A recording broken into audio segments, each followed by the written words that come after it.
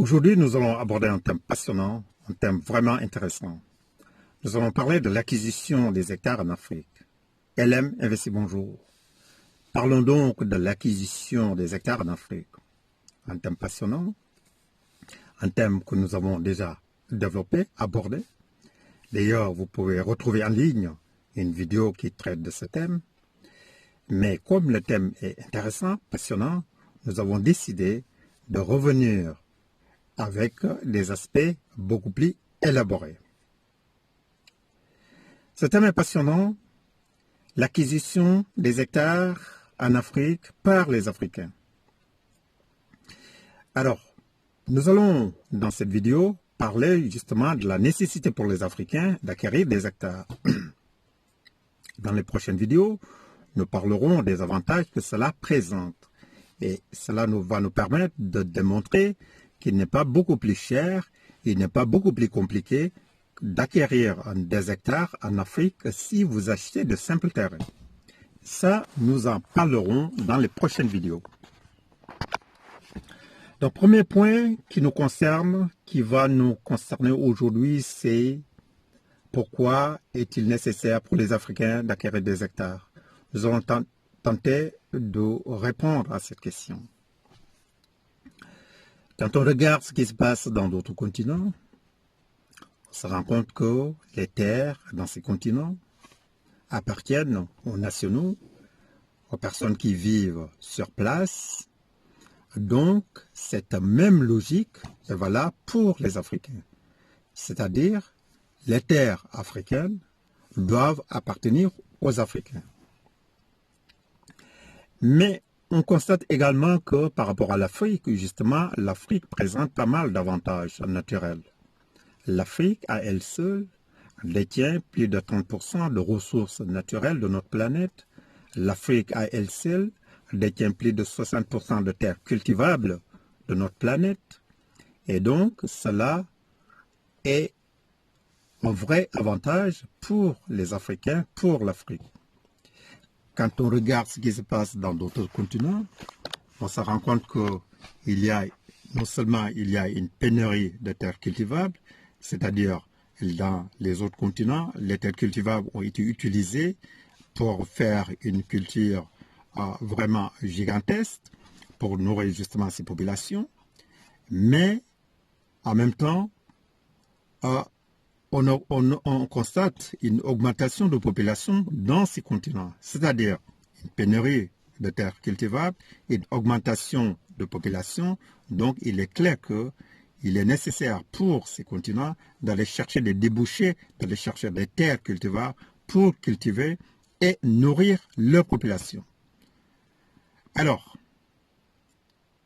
comme l'Afrique présente une abondance de terres cultivables, et comme l'Afrique a des terres cultivables qui ne sont pas protégées, qui sont facilement accessibles, sauf quelques rares pays qui ont mis en place un système de protection élaboré pour protéger leurs terres, alors comme cela est très facile, il est très facile d'accéder aux terres cultivables en Afrique, les autres continents, les étrangers vont tout simplement aller en Afrique pour acquérir des hectares et des hectares. Et c'est ce phénomène qu'on observe actuellement. Il a été démontré qu'il y a plus de 35 millions d'hectares de terres africaines détenues par les étrangers, ce qui est énorme. C'est vraiment beaucoup. Et donc, est-ce que les Africains sont conscients de tout cela? Est-ce que les Africains doivent faire quelque chose pour pallier, pour stopper ces hectares et des hectares de terres africaines qui échappent aux Africains et qui sont devenus la propriété des étrangers?